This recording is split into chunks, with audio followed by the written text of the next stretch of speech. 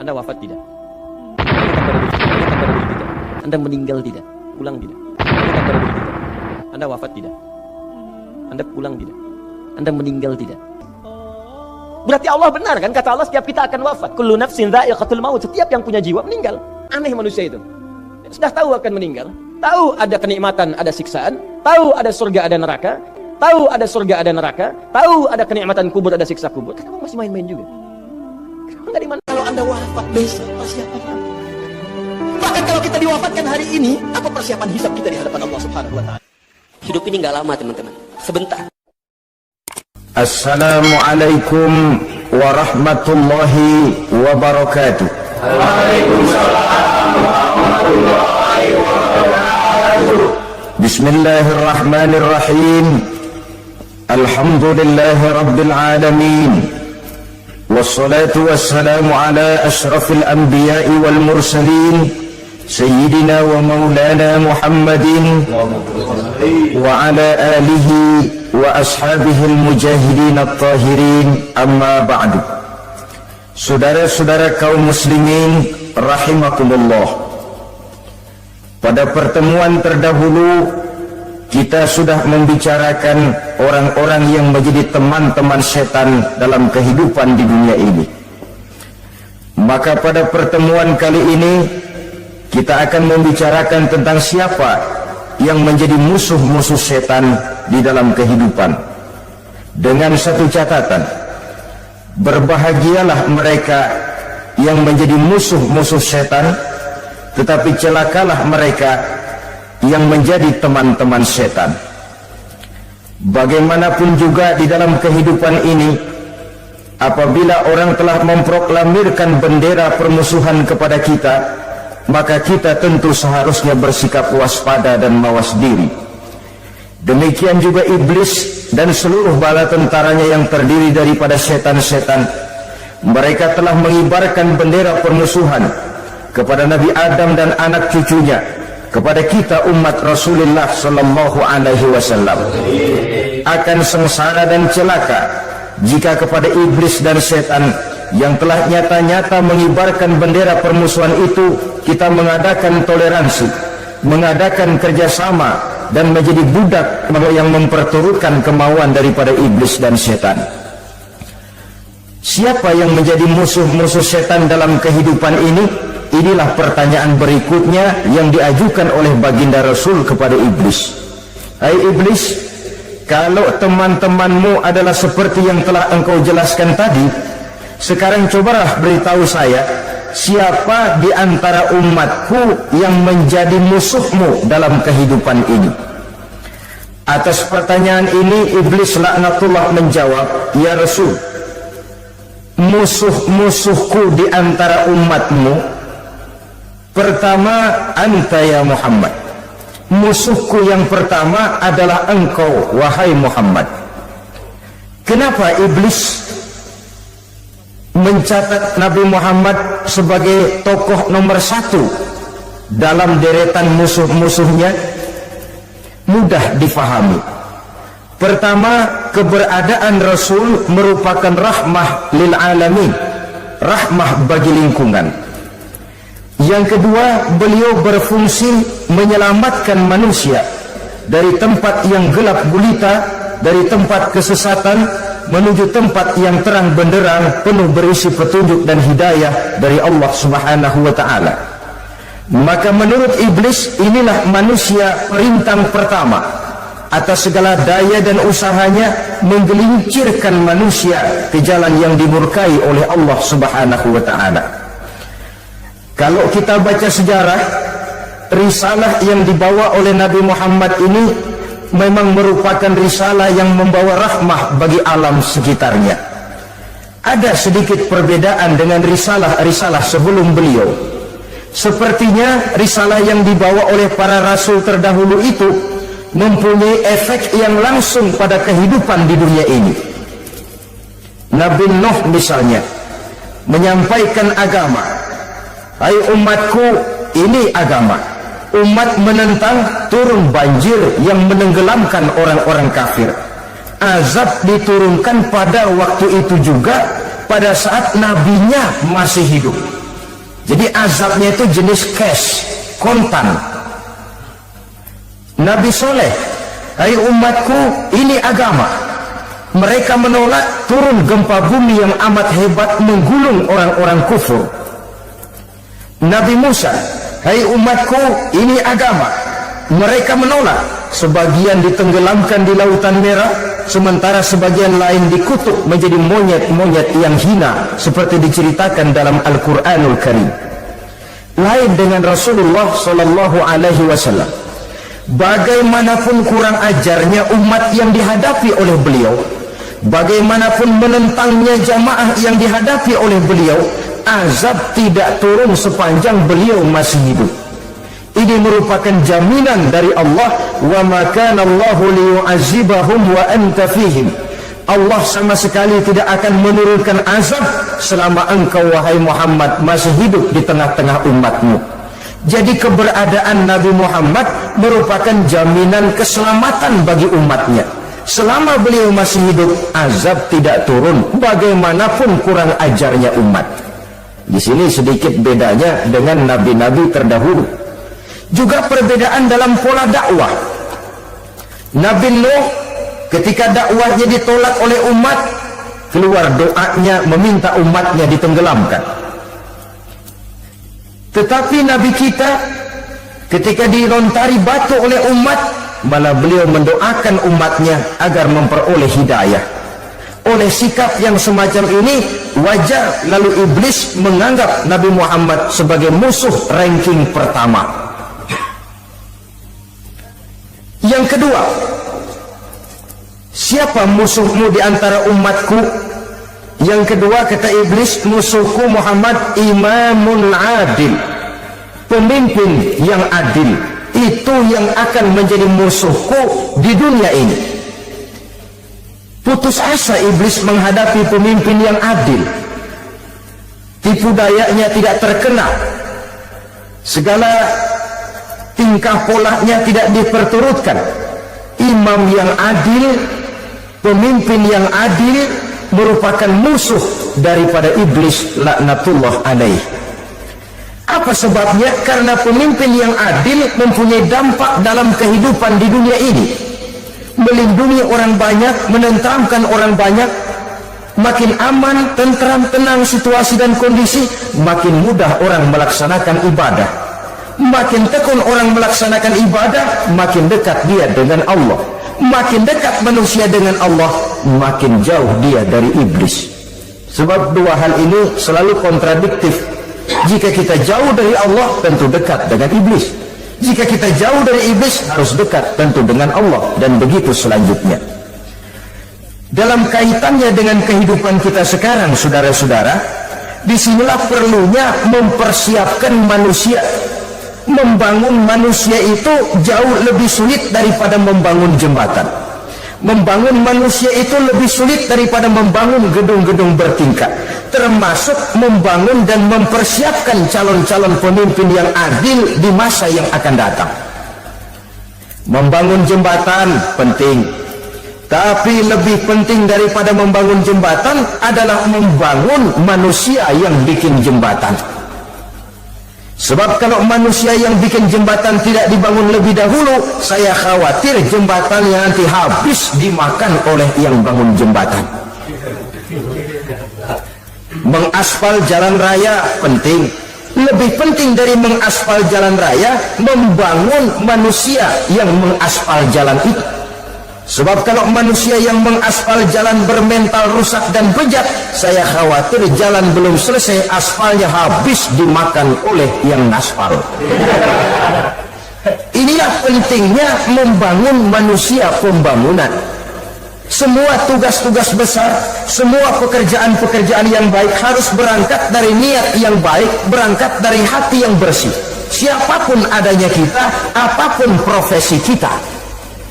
Yang jadi kiai, marilah berangkat dari niat yang bersih. Yang jadi mubalik, marilah berangkat dari niat yang bersih. Niatnya itu mau menghidupkan Islam atau mau cari hidup jual Islam. Kalau mau menghidupkan Islam, mari sama-sama kita berjuang. Tapi kalau mau cari hidup untuk dengan menjual Islam, minggir saja daripada nanti bikin malu. Yang mengurus masjid, mari berangkat dari niat yang bersih. Ngurus masjid itu niatnya mau menghidupkan masjid atau mau cari hidup di dalam masjid. Kalau mau menghidupkan masjid, mari. Tapi kalau mau mencari hidup di dalam masjid, tolong minggir saja daripada nanti bikin aib. Yang jadi orang alim, mari berangkat dari niat yang bersih. Jangan memperjualbelikan fatwa, yang halal dikatakan haram, yang haram jadi samar-samar, nanti membingungkan umat. Berangkat dari niat yang bersih, membangun manusia, pembangunan. Ini barangkali istilah yang lebih kena. Saudara-saudara kaum muslimin rahimakumullah, setiap kita pada hakikatnya punya bakat. Secara fitrah yang kita bawa, bakat apapun kita ini punya. Saudara punya bakat jadi pemimpin, saudara pun punya bakat jadi pengkhianat. Saudara punya bakat jadi orang soleh, saudara juga punya bakat jadi orang salah. Saudara punya bakat jadi orang besar, saudara pun punya bakat jadi orang hina. Seluruh bakat ada di dalam diri kita. Tinggal nanti pertumbuhannya mana yang lebih subur. Saudara punya sifat berani, saudara pun punya sifat takut. Seberani-beraninya orang mesti ada sifat takutnya. Nanti mana yang tumbuh lebih subur? Kalau takutnya tumbuh lebih subur, dia akan jadi orang penakut. Kalau beraninya yang tumbuh lebih subur, dipupuk oleh lingkungan, pendidikan dan sebagainya, dia akan tumbuh jadi orang pemberani. Oleh karena itu, agama merupakan lingkungan yang subur untuk menumbuhkan benih-benih yang baik yang kita bawa bersamaan dengan lahirnya kita ke alam dunia ini. Setiap kita, saya, saudara, punya bakat jadi pemimpin, punya bakat jadi pengkhianat, punya bakat jadi pengabdi, punya bakat jadi koruptor, punya bakat jadi pemelihara, punya bakat jadi perusak. Tinggal nanti lingkungan pendidikan yang menumbuhkan mana yang tumbuh lebih subur. Kalau lingkungan saudara lingkungan maling, maka sifat pengkhianat akan tumbuh lebih subur. Kalau nanti saudara jadi pemimpin, insya Allah korupsi.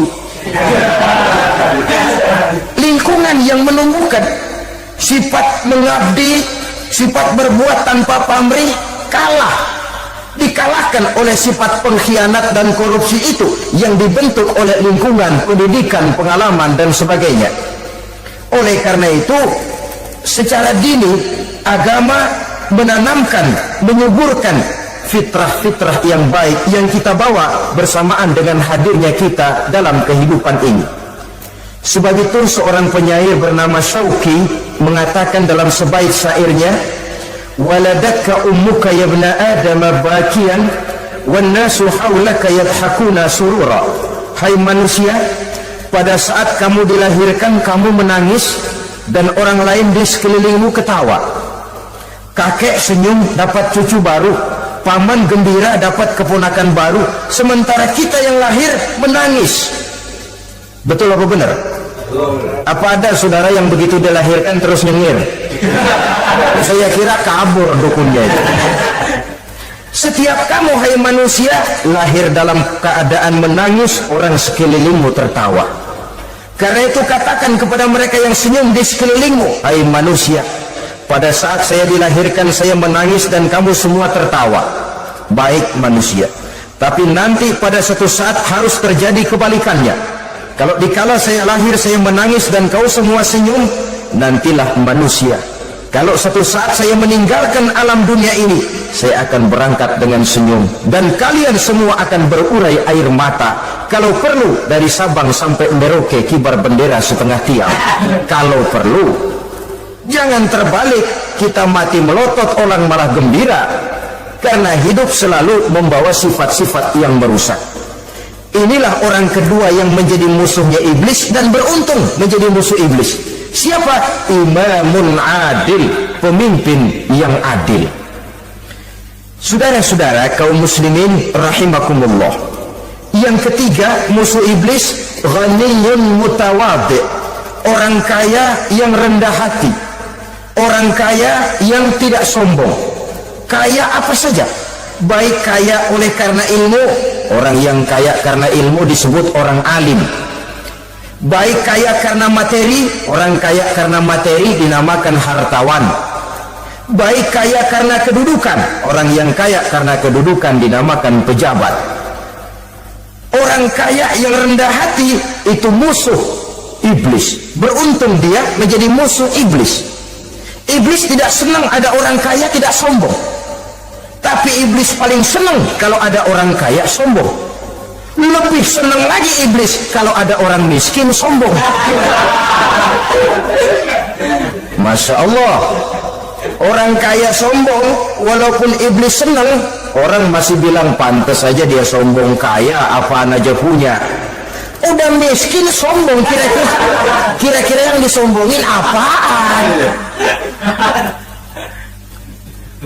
Dalam segala bentuknya sombong ini Allah tidak senang, tapi iblis senang. Kenapa? Karena sponsor sombong iblis.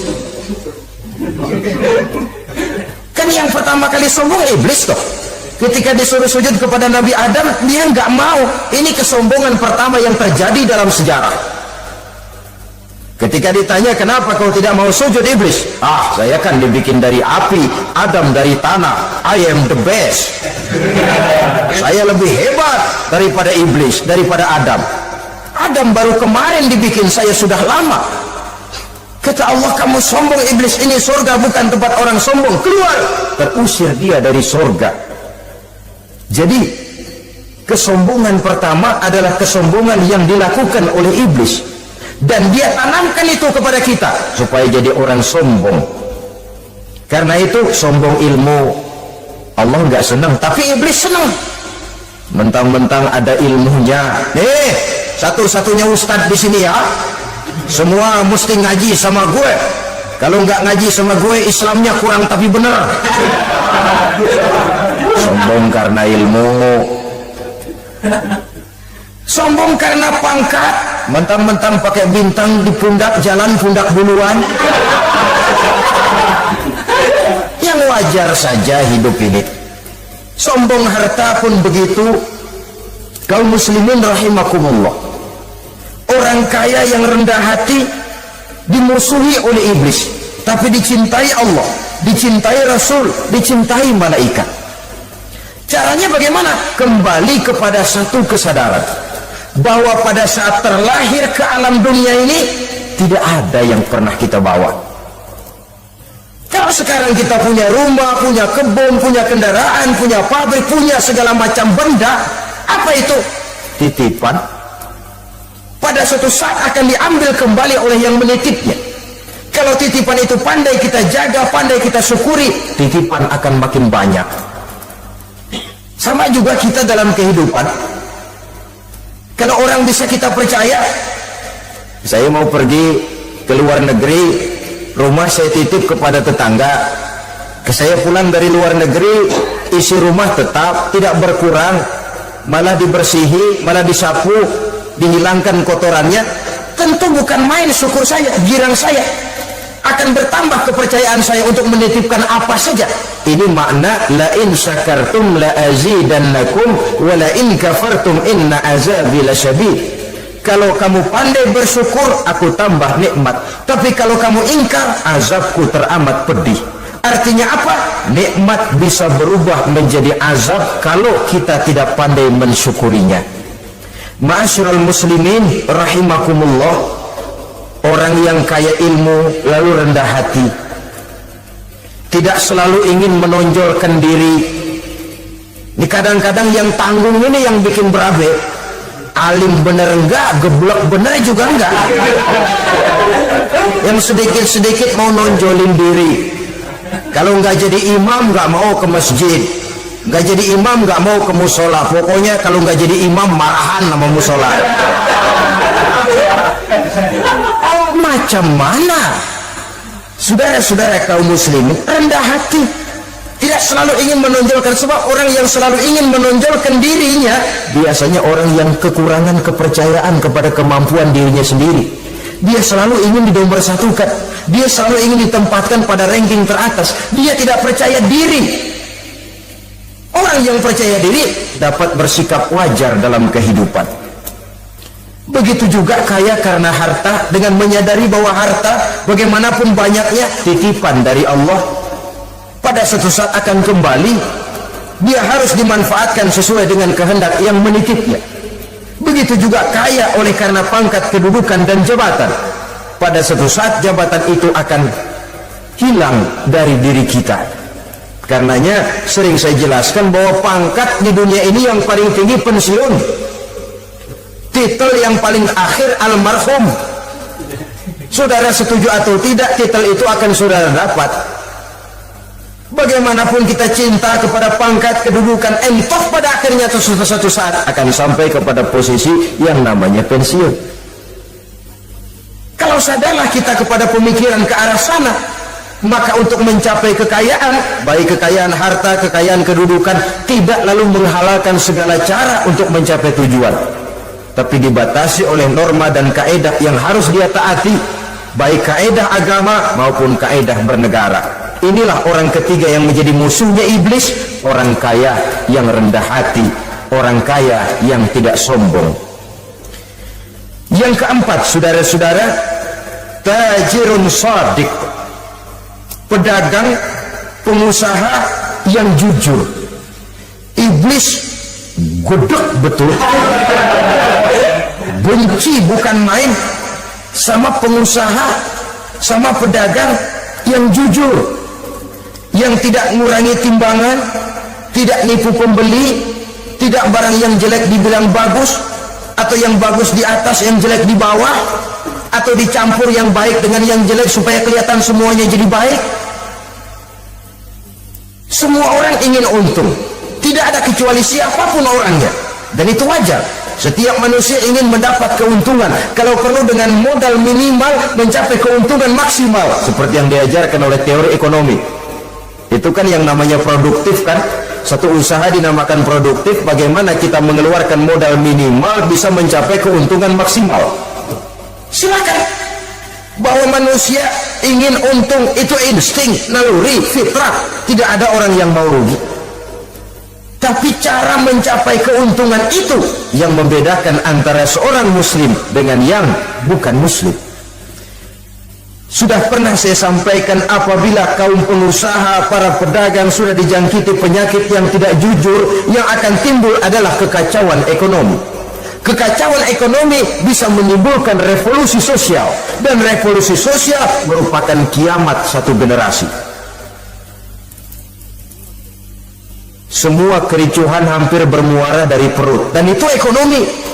Orang nodong perut, orang korupsi perut. Ya walaupun korupsi kalau sudah kelas kakap tidak lagi sekedar urusan perut. Ya perut apa yang diurusin kalau korupsinya miliaran itu? Perut jin barangkali. Saudara-saudara kaum muslimin rahimakumullah, oleh karena itu pedagang yang jujur, pengusaha yang jujur, ini merupakan musuh iblis. Iblis tidak senang kalau ada pengusaha yang jujur, iblis tidak senang kalau ada pedagang yang jujur. Tapi iblis akan tepuk tangan kalau pedagang sudah selingkuh, kalau pengusaha sudah nipu. Ada orang bilang, sekarang mah kalau jujur-jujur bener nggak makan apa-apa dong kita. Sebab katanya jangan lagi nyari yang halal, sekarang ini yang haram aja seret. Rupanya sering masang undian nggak pernah kena. Lalu bilang jangan yang halal, yang haram aja nggak kena-kena katanya. Sebenarnya bukan itu masalahnya, saudara-saudara. Bukan itu masalahnya. Masalahnya ialah bahwa kejujuran membawa keberkahan. Ini kalau kita berpikir dengan kacamata agama. Keberkahan merupakan sumber ketenangan. Dan ketenangan ini tidak bisa dibeli dengan materi yang bagaimanapun banyaknya. Walaupun kita punya percetakan duit, ketenangan itu nggak bisa dibeli. Jangankan cuma punya duit banyak, percetakan duit saudara punya, mau membeli ketenangan yang berasal dari keberkahan sulit. Jadi kejujuran membawa keberkahan, keberkahan membawa ketenangan. Jangan macam dulu tukang sol sepatu ditanya oleh temannya, "Bang, ngesol satu hari dapat berapa?" 200. 200 rupiah. Sembahyang enggak? Enggak. Islam? Islam, kalau Islam enggak. Kata temannya, sembahyang dah, kali aja besok dapat rezeki lebih banyak.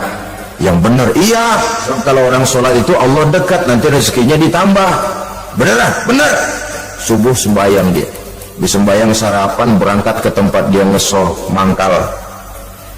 Dari pagi sampai jam 11 belum ada juga yang ngesol. Mulai bimbang hatinya. Katanya kalau sembahyang rezeki tambah. Tadi sembahyang subuh kayak gini hari belum ada yang ngesol. Cobaan kali, sabar. Datang sholat zuhur, habis zuhur nunggu lagi, belum juga ada yang datang ngesol. Udah mau pulang hampir maghrib baru datang satu orang, dan ini sendal jepit putih.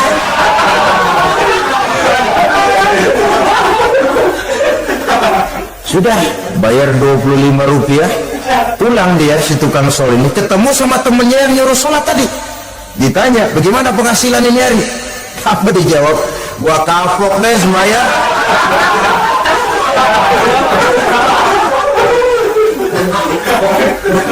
Kemarin nggak sembahyang dapat 200, sekarang begitu sembahyang jigo.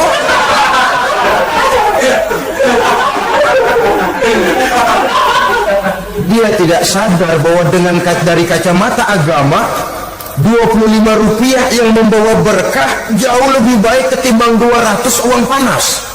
Dari kacamata agama 25 rupiah yang membawa berkah lebih baik daripada 200 rupiah tapi panas. Sebab panas menjauhkan kita dari ketenangan. Itulah sebabnya maka pedagang yang jujur, pengusaha yang jujur menjadi musuh setan dan beruntung. Sekarang jadi pengusaha jujur-jujur nggak dapat proyek, Pak, kalau nggak bisa semar-semir semur. Padahal agama sudah menjelaskan ar-rashi wal murtashi finnar. Orang yang nyogok dan orang yang disogok dua-duanya neraka.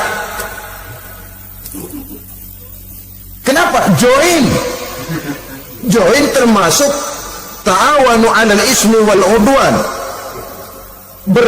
Bertolong-tolongan dalam berbuat dosa dan kesalahan. Kalau hadiah lain hadiah, kalau sedekah lain sedekah. Tapi yang namanya semir, suap, ar-rashi wal murtashi finnar. Saudara-saudara kaum muslimin rahimakumullah. Jadi pedagang yang jujur, pengusaha yang jujur merupakan salah satu roda perekonomian. Kegoncangan ekonomi akan menimbulkan dampak sosial yang sangat luas dan kompleks, yang pada giliran puncaknya, dampak paling negatifnya, dia sanggup menggerakkan terjadinya revolusi sosial. Bukankah sebagian besar gerak hidup manusia dimotivasi oleh keinginan untuk mempertahankan kelangsungan hidup? Dan kelangsungan hidup artinya mulut. Mulut itu artinya perut, dan itu artinya makan. Setelah itu mungkin baru pangan, baru sandang, baru dia berpikir pakaian dan sebagainya. Jadi karena dia merupakan penggerak roda ekonomi, pedagang yang jujur, pengusaha yang jujur mutlak diperlukan dalam kehidupan ini. Sebab sekali lagi, kejujuran akan membawa keberkahan, keberkahan memberikan ketenangan dalam kehidupan. Oleh karenanya kita umat Islam, biarin duit kita banyak, asal berkah. Itu tentu idealnya. Ketimbang dikit tidak berkah, lebih baik ia banyak, ia berkah. Dan keberkahan itu datang lewat kejujuran. Kejujuran ini sudah dicontohkan oleh Rasul pada saat beliau berniaga ke negeri Syam. Dikala berumur 9 tahun, bahkan dikala berumur 25 tahun, seketika membawa dagangan Sayyidatuna Khadijah yang kelak jadi istri beliau. Saudara-saudara, kita maklum bahwa sholat merupakan sarana yang paling efektif untuk mendekatkan manusia kepada Allah. Makin dekat manusia dengan Allah, makin tidak senang iblis dan setan. Karena itu segala macam cara mereka berusaha mengaduk-ngaduk sholat kita. Dan sesungguhnya jikalau kita mengerjakan sholat, itu kan targetnya cuma dua. Pertama, agar sholat kita itu sah. Yang kedua, agar sholat kita itu qabul, yakni diterima oleh Allah. Kalau soal sah dan tidak, ukurannya gampang. Saya kalau ditanya orang, Pak, sholat saya sah atau tidak, saya bisa jawab, saudara, sholatnya syarat rukunnya cukup apa tidak? Cukup, sah. Itu kalau perkara sah. Tapi kalau sudah perkara qabul, Pak, sholat saya diterima atau tidak oleh Allah, ini saya tidak bisa jawab. Kenapa? Soal qabul mencakup masalah batin. Cuma ukuran logikanya, kalau syarat rukun cukup, insya Allah qabul. Saudara-saudara kaum muslimin rahimakumullah. Oleh karenanya pada saat kita sholat, iblis, setan datang dari segala macam penjuru supaya kita kehilangan rasa khusyuk. Apalagi kalau kita jadi imam yang gerak kita, bacaan kita dilihat, didengar, disaksikan oleh orang banyak, digodanya gerakan kita, dibolak-baliknya hati kita, supaya di dalam sholat itu banyak yang kita ingat, hal-hal yang tidak ada hubungannya dengan sholat. Kadang-kadang belum sholat kita ribut nyari pulpen, nggak ketemu, begitu takbir ingat pulpen di atas lemari, mulai goncang lagi niat kita sholat. Kadang-kadang kalau hati tidak bisa dipermainkan, iblis berbisik lagi, gerakan kita dalam sholat tidak mencerminkan kekhusyuan. Kalau gerak juga ternyata masih bisa khusyuk, bacaan kita dibuatnya kita seperti dikejar-kejar waktu. Sholat isya misalnya dengan cara kilat khusus, super singkat. Saya katakan tadi, apalagi kalau kita jadi imam, iblis mudah mendatangkan penyakit riya. Karena mengimami orang banyak, lalu supaya dikira alim, dibuatlah sholatnya itu mantap-mantap. Surahnya dicari yang panjang-panjang, paling pendek sabbihis sama wadduha. Tapi kalau sudah sholat sendirian, cukup inna a'tainakal kautsar sama qul huwallahu ahad. Kayaknya khusyuk bukan main. Kalau imam bahasanya dipaseh-pasehin kayak orang 16 tahun di Mekah. Mufolli fardwal maghribi salasar rakaatin. Saudara-saudara kaum muslimin yang berbahagia, oleh karena sholat merupakan sarana yang paling efektif untuk mendekatkan diri dengan Allah, maka orang yang khusyuk di dalam sholatnya merupakan musuh utama daripada iblis. Sekarang bagaimana bisa khusyuk caranya? Kalau khusyuk 100%, rasa-rasanya sulit. Untuk sampai ke arah sana orang memerlukan tahapan. Kepada Imam Ali karramallahu wajhah, baginda Nabi pernah memberikan satu tes case. Ali, saya ya Rasul, kalau kau bisa sholat 2 rakaat saja dengan khusyuk, aku kasih hadiah sorban. Baik ya Rasul. Sembahyang Imam Ali 2 rakaat, selesai sholat, assalamualaikum, wassalamualaikum. Rasul bertanya, yang mana sorbannya Li? Tanpa nengok, Imam Ali menjawab, yang hijau ya Rasul. Setelah menjawab yang hijau, Rasul berkata, kamu tidak khusyuk Li. Kenapa? Soalnya tadi waktu sembahyang mikirin, nanti kalau ditawarin sorban pilih yang hijau aja. Sehingga begitu ditanya, refleks menjawab, yang mana Li? Yang hijau saja ya Rasul. Oleh karena itu, menurut Al-Imam Nawawi, pada tingkatan yang paling sederhana sudah sampai ke tingkat khusyuk asal pada waktu takbiratul ihram ingat kepada Allah. Tapi jangan lupa, itu tangga pertama. Jangan ada fatwa begini lalu aman. Yang penting kan takbirnya ingat Tuhan, belasononya mau kemana kek. Bukan itu. Itu pada tingkatan pertama sudah sah dipandang khusyuk. Sholatnya orang awam asal pada waktu takbiratul ihram dia ingat kepada Allah. Tetapi harus terus berusaha agar sepanjang sholat dia ingat kepada Allah. Caranya bagaimana? Pertama, menanamkan diri bahwa pada saat kita sedang mengerjakan sholat, yang lain tidak ada kecuali Allah. Yang kedua, berusaha memahami apa yang kita baca, sehingga pada saat kita sujud, subhana rabbiyal a'la wa bihamdih, terbayang kemahasucian Allah, kemahatinggian Allah, sehingga hati tidak mengembara. Mulut berucap, hati mengikuti apa yang diucapkan. Yang kadang-kadang membuat hati kita jalan-jalan, badan di masjid, badan takbir, badan rukuk, tapi hati di pasar, hati di kantor, hati di pabrik, karena yang kita ucapkan tidak berakar di hati.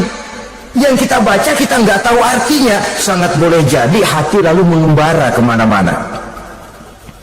Jadi untuk menopang kekhusyuan ini, cara yang paling efektif, pertama, tidak ada yang lain pada waktu kita sholat kecuali Allah. Yang kedua, berusaha memahami apa yang kita baca.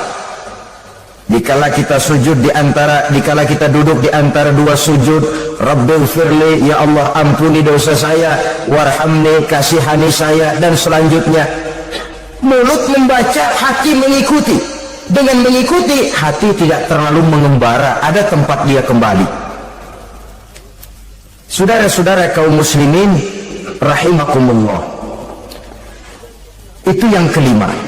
Yang keenam, yang menjadi musuh iblis, mukminun nasih, orang mukmin yang suka memberikan nasihat, orang mukmin yang suka memberikan petunjuk, termasuk juru-juru dakwah, para mubaligh, itu merupakan musuh utama iblis. Kenapa? Tiap hari iblis kampanye, tiap hari iblis mengajak dengan segala macam cara yang kalau perlu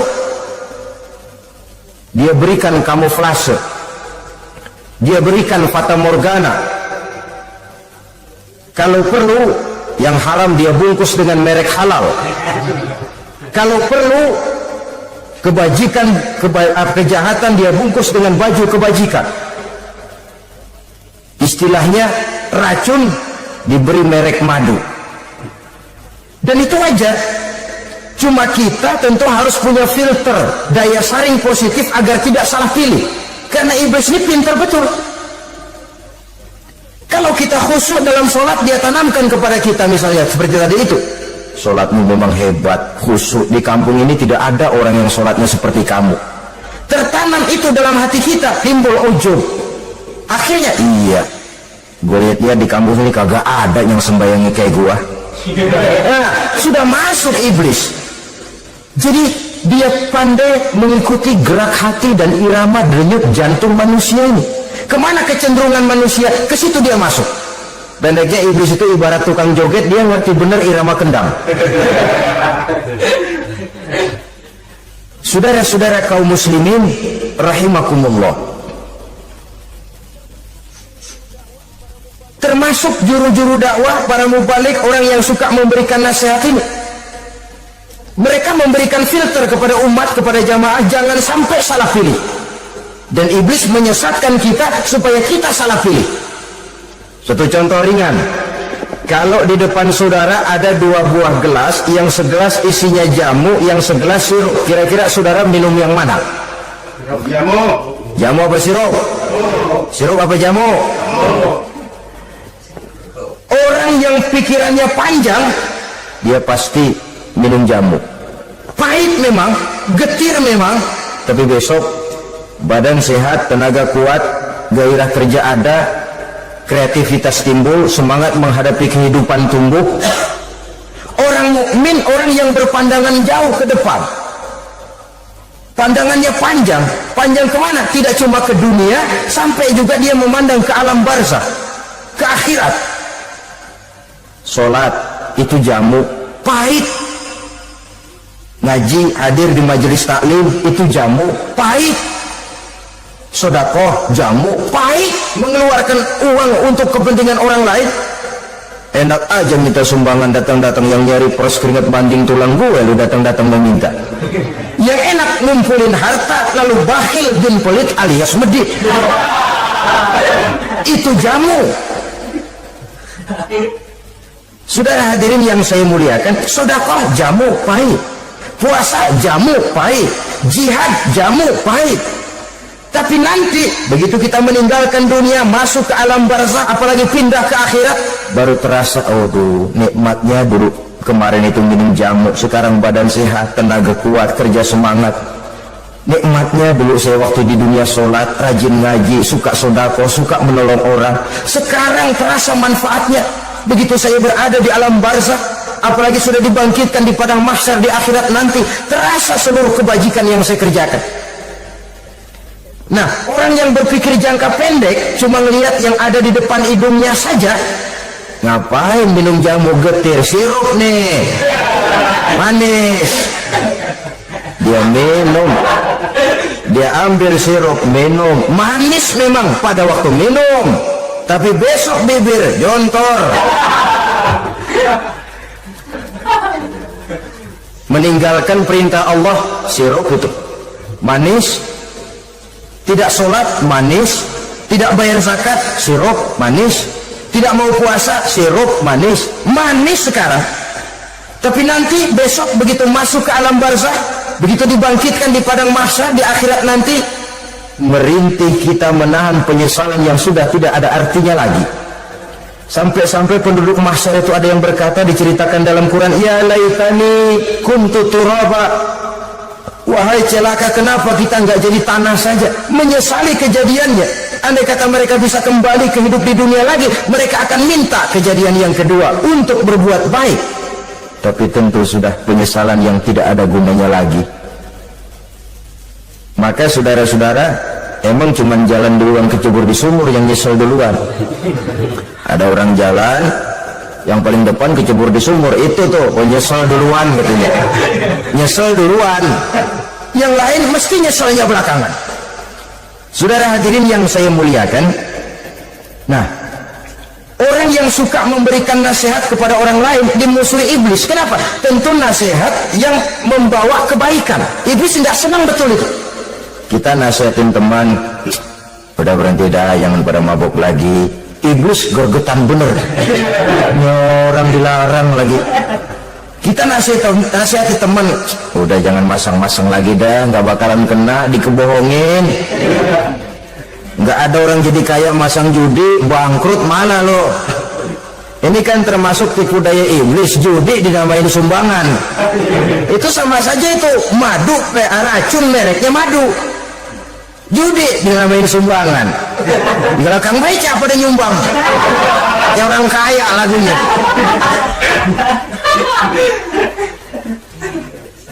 Saudara-saudara kaum muslimin rahimakumullah, adalah kewajiban kita memang untuk tawasau bil haq, saling nasihat menasihati. Setiap kita juru dakwah, setiap kita wajib menyampaikan apa yang sudah kita tahu kepada orang yang belum atau kurang tahu. Saudara yang bisa bismillah wajib mendakwahkan bismillah itu kepada orang yang belum tahu bismillah. Saudara bisa Fatihah harus menyampaikan itu kepada orang yang belum bisa Fatihah. Persetan dengan orang lain. Apalagi yang cuma kerjanya ngeritik saja, lo baru bisa Fatihah doang udah ngajar. Biar aja yang diajarin gak bisa Fatihah kok. Apa masalahnya pemerataan di bidang keilmuan? Sebab memang biasa penonton itu selalu lebih pandai menilai, kayaknya lebih pintar dari yang main. Sama saja orang nonton bola ngomel mulu, padahal dia sendiri belum tentu bisa main. Dengerin orang pidato pun begitu, monten bisa. Wah, kalau dia yang pidato 1 jam kayak semenit, tapi kalau si anak tuh kita udah pegal belum juga mau berhenti. Monten bisa, coba dia suruh pidato udah 1/4 jam masih ama ba'du. Apa mau dibilang ama ba'du? Yang ketujuh, yang menjadi musuhnya iblis, taibun sabitun ala taubatihi, orang yang bertaubat dan tetap di atas taubatnya. Secara jujur, tidak ada manusia yang tidak punya salah. Dan orang yang baik memang bukan orang yang tidak punya salah, karena tidak ada orang yang tidak punya salah. Orang yang baik adalah orang yang apabila melakukan kesalahan dia segera sadar, dijadikannya itu sebagai pelajaran untuk tidak diulanginya lagi pada masa yang akan datang. Biasanya kita menghakimi orang pintar, kita nggak merasa bahwa kita juga punya kesalahan. Kalau kita lihat maling ayam, kita teriak, padahal kita nyolong kambing. Lebih besar dari si maling ayam, merasa diri lebih benar dari yang lain, padahal kita lebih kotor dan lebih jelek. Hilang sifat introspeksinya. Yang kita musuhi, yang kita caci maki, tahu-tahu kita sendiri yang melakukannya. Saudara-saudara kaum muslimin, orang yang bertaubat dan tetap dalam taubatnya stabil, itu musuh iblis. Apa ada orang yang taubatnya nggak tetap? Ada, yang istilah kita taubat sambal namanya. Kalau dia makan sambal kepedesan, taubat makan sambal. Besok mau makan kagak ada sambal, ngomel. Mana sambal? Kemarin udah taubat, sekarang mana sambal? Ini taubat yang namanya taubat sambal. Istighfar, habis istighfar, nyolong lagi, istighfar lagi, besok nyolong lagi, istighfar lagi. Itu taubat yang tidak tetap namanya. Allah Maha Pengasih dan Penyayang dengan segala kebesarannya. Ia akan memaafkan segala perbuatan yang bersifat salah dari hamba-hambanya. Cuma manusia kadang-kadang yang tidak mau memaafkan dirinya sendiri. Amat dulu manusia macam ini, membiarkan dirinya hanyut berlarut dalam lembah dosa, sementara dia diberikan umur tidak digunakannya untuk bertobat. Innallaha yaqbalu taubatal abdi ma lam yugharghir. Allah senantiasa akan menerima taubat seorang hamba sepanjang nafasnya belum sampai di tenggorokan. Kalau nafas sudah sampai di tenggorokan baru berniat taubat, kasih terlambat. Kayak Fir'aun. Fir'aun itu begitu ditenggelamkan di lautan merah, udah cengap-cengap mau mampus, baru ngomong dalam sekaratnya, amantu bi Rabbi Musa wa Harun. Kalau begini mah saya juga percaya sama Tuhannya Musa. Udah sekarat baru mau taubat, malaikat maut gemes banget, dilelepin mati.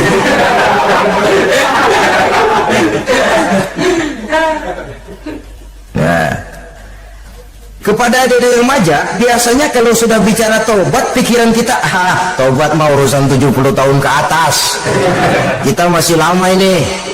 Sebenarnya tidak. Masalah taubat adalah masalah salah dan dosa. Masalah salah dan dosa adalah masalah manusia. Sejak dia akil balik sampai ajal datang merenggut nyawa. Hidup ini tidak selalu berjalan mulus. Hidup ini tidak selalu berjalan di atas kertas putih. Kadang kita tersilap, kadang kita tersalah, kadang situasi dan kondisi menyebabkan kita berbuat lain dari yang seharusnya. Itu kehidupan, silih berganti. Oleh karenanya pesan Nabi, wa atbi'i sayyi'atal hasanah, perbuatan salah ikuti dengan kebajikan, dosa iringi dengan taubat. Jangan nunggu, saya untuk taubat takut nanti bikin lagi. Nah, ini namanya punya harapan mau bikin lagi. Nanti aja dah kalau tua-tuaan. Saudara, kalau dosa itu ditumpuk, itu sama saja kotoran yang menodai hati. Kalau kotoran nggak rajin kita bersihin, dia akan berkarat. Dan kalau sudah berkarat, sudah sulit untuk dibersihkan. Itu makna ungkapan Imamul Ghazali, hati manusia sebening kaca. Lapisan dosa yang dia kerjakan adalah debu yang menutupi jernihnya kaca. Orang yang bersih dari dosa dekat dengan Allah, hatinya jernih seperti kaca. Dari hati yang jernih, radarnya kontak kepada Allah, sinyalnya nyambung channelnya itu, getarannya hebat. Wajar kalau lalu dia bisa tahu apa yang besok akan terjadi, diberitahu oleh Allah. Yang namanya ilmu laduni itu, ilmu yang ditransfer langsung oleh Allah karena kebersihan hatinya. Mana ada orang nggak belajar bisa pinter? Iya, kalau hatinya butak emang nggak ada. Tapi kalau Allah mau berberangkat dari hati yang bersih, yang kontaknya nyambung kepada Allah, hati itu seperti kaca, kata Imam Ghazali. Dosa yang kita lakukan adalah debu. Kalau debu sedikit datang kita lap, datang lagi kita bersihin, datang lagi kita bersihin, insya Allah nggak sampai jadi noda di atas kaca itu. Tapi kalau nunggu debu itu sampai bertumpuk, besok aja ngelapnya dah, besok aja ngebersihinnya, bertumpuk dia, sulit membersihkannya. Walaupun kena, nodanya tentu tertinggal di atas kaca itu. Karena itu dalam kehidupan remaja misalnya, pemuda misalnya, kita tidak bisa menolak mode, tidak bisa menolak musim. Modenya disco, modenya breakdance, modenya joget, modenya jaipongan, mode pada waktunya habis, ya habis. Tapi bagaimanapun dia akan punya dampak, memberikan bekas dalam membentuk kepribadian. Dan ini efek yang tidak kita inginkan. Efeknya bukan modenya itu. Jadi oleh karenanya saudara-saudara, masalah taubat bukan masalah 70 tahun ke atas, tapi masalah manusia sejak dia akil balik sampai ajal datang merenggut nyawa. Sepanjang nafas belum sampai di kerongkongan, Allah akan menerima taubat seorang hamba. Bahkan dalam hadis qudsi Allah menyatakan, "Lau amiltumul khataya hatta mala'atis sama thumma nadimtum fataballahu alaikum." Kalaupun kamu berbuat dosa sampai penuh langit dengan dosamu, kemudian kamu bertaubat dan menyesal, Allah pasti akan menerima taubatmu. Jadi orang yang taubat dengan sebenarnya dan tetap dalam taubatnya itu musuh iblis. Tapi orang yang taubatnya angin-anginan, iblis demen banget. Hari sembahyang, besok mabok, besoknya lagi nyolong, besoknya lagi zina, besok taubat lagi. Kata iblis, surat iya lu gocet dah Tuhan.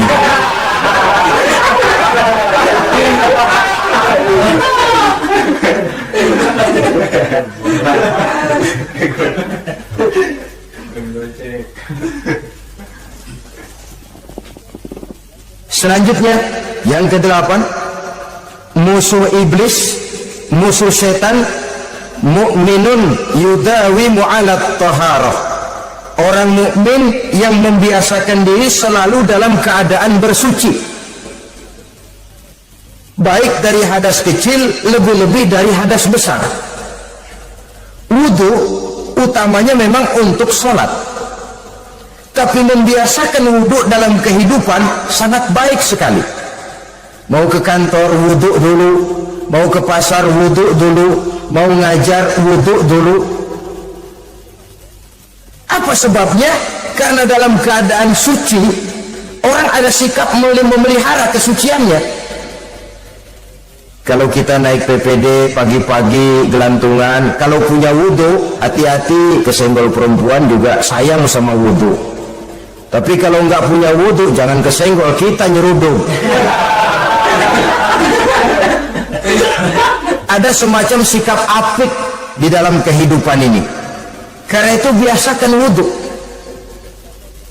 untuk menjaga kebersihan diri, kebersihan zahir, kebersihan batin, belum lagi kemanfaatan di akhirat.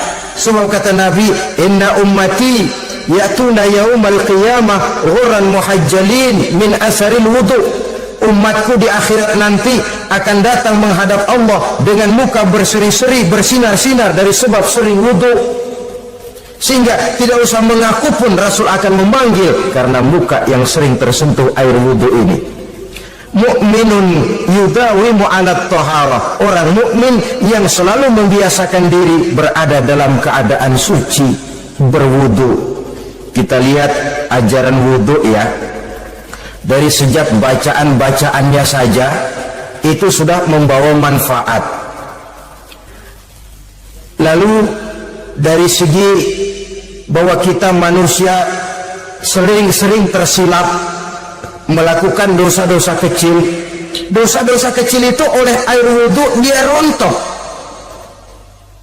Tangan kita suka colak-colek pada saat membasuh dua tangan. Allahumma inni as'aluka yumna wal barakah wa a'udzubika minasyu'mi wal halakah. Dosa yang ada di tangan itu rontok. Mata kita suka pelotot-pelotot, gak karu-karuan pada saat membasuh muka. Nawaitu raf'al hadasil asghar. Dosa yang ada di mata rontok. Dari segi pembersihan batin, Belum lagi dari segi pembersihan zahir.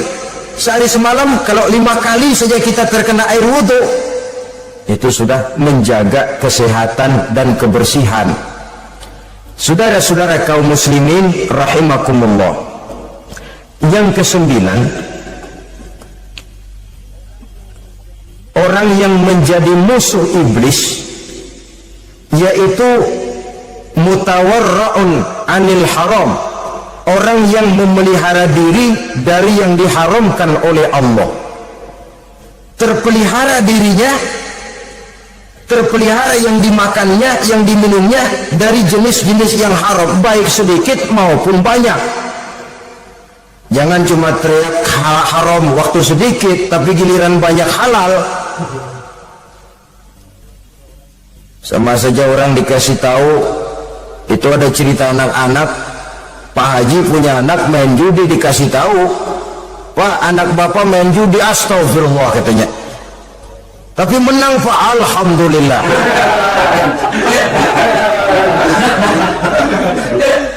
Ini kan sama saja, giliran sedikit dibilang haram karena dia nggak dapat jatah, begitu dapat banyak dan dia kecipratan jadi halal. Yang sedikit halal haram, banyaknya pun juga haram, yang banyaknya haram, sedikitnya juga haram. Ada orang bilang minuman keras kalau nggak memabukkan nggak haram. Yang memabukkan banyaknya sedikitnya tetap saja haram. Ma askaro kasiruhu faqaliluhu haramun. Apa yang banyak menyebabkan jadi mabuk, sedikitnya pun juga haram. Saudara-saudara kaum muslimin, yang ke-10 yang terakhir, musuh daripada iblis ialah mukminun rahimun, orang mukmin yang berhati pengasih, orang mukmin yang suka menyambung silaturahmi, orang mukmin yang tidak suka bertengkar, orang mukmin yang tidak suka marah-marahan, kalaupun terpaksa marah tidak lebih daripada 3 hari. Jadi boleh saja marah kalau alasannya tepat, tapi nggak lebih dari 3 hari. Kalau perlu bikin perjanjian, kita marah ya 3 hari. Itu limit. Tidak halal kata Nabi bagi seorang muslim menjauhi saudaranya lebih dari 3 hari. Tidak halal itu artinya haram. Kita ini kadang-kadang kalau sudah marahan sama tetangga kah, sama teman kah, kadang-kadang suka berlaku perpanjangan waktu. Tidak cukup perpanjangan waktu, ditambah lagi perpanjangan generasi. Nggak cukup kita yang marah, orang lain kita sundut-sundut supaya ngikut marah lagi. Marah pakai ngundang. Kayak mafia lagunya, udah dia marah, orang lain lagi disuruh marah. Saudara hadirin yang saya muliakan, mukmin yang punya sifat belas kasih, berhati jernih, itu musuh utama dari iblis. Tapi mukmin yang suka marah-marahan, tukang hasut dan tukang bakar, itu teman-teman iblis. Oleh karena itu, mudah-mudahan kita semua menjadi musuh iblis, dan jangan menjadi musuh iblis, jangan menjadi teman iblis. Sebab iblis sudah kadang memproklamirkan permusuhan. Sekali dia musuh kita, selamanya dia akan tetap menjadi musuh kita. Berusahalah untuk menjadi musuh iblis, dan jangan sekali-kali toleransi. Jangan berusaha menjadi teman iblis. Inilah yang kita bicarakan pada pertemuan ini. Mudah-mudahan ada manfaatnya. Terima kasih atas segala perhatian. Mohon maaf atas segala kekurangan. Wassalamualaikum warahmatullahi wabarakatuh. Waalaikumsalam warahmatullahi wabarakatuh.